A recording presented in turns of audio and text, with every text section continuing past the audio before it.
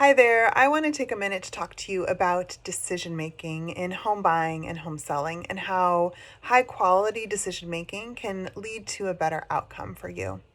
So, you might know this about me. I like analogies, and I often think about decision making as analogous to water in a river.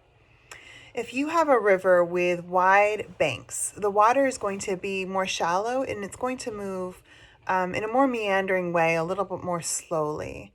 Um, the moment that those banks start to narrow and close in, the water flows more quickly and more swiftly and together in one swift direction. And I think about that with decision making. So here's how it's connected.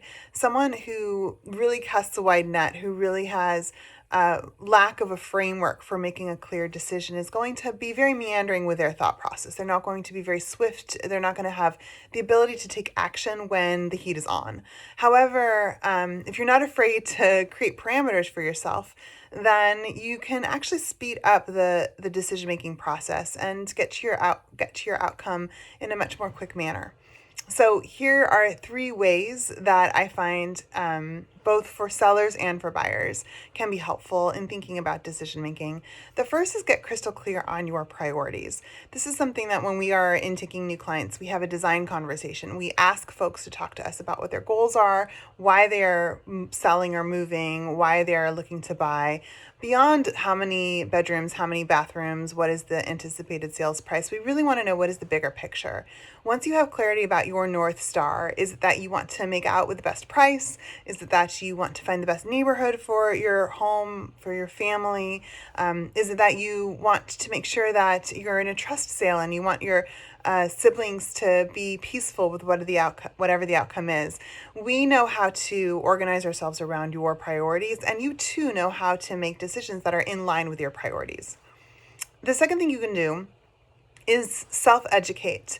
Our job as agents is to provide you as a buyer or a seller with the information that you need to make really great decisions. It's going to be data, it's going to be market insights, it's going to be our experience that's going to come to fore so that you have the ability as the decision maker to make the final call.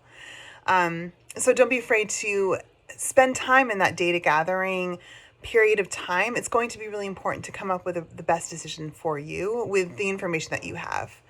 Last, I think this is a hard one for most. Recognize that you can only control so much. So you can't control the market. You can't control geopolitical events. You can't control how people might react. You can only control what is within your grasp. That can be certain marketing activities. It can be when are you going to list your home, in what time of year, what condition are you going to list your home in. It can be how often are you going to open houses, and are you communicating on a regular basis with your agent?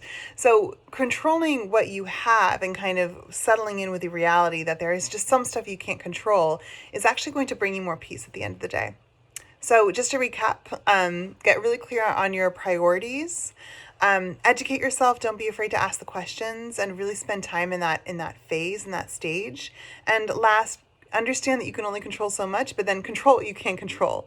And once you've done those three things, you're going to have more success in narrowing the banks of that river and making a more swift and directed decision at the end of the day when you're asked to make pretty big decisions in this process.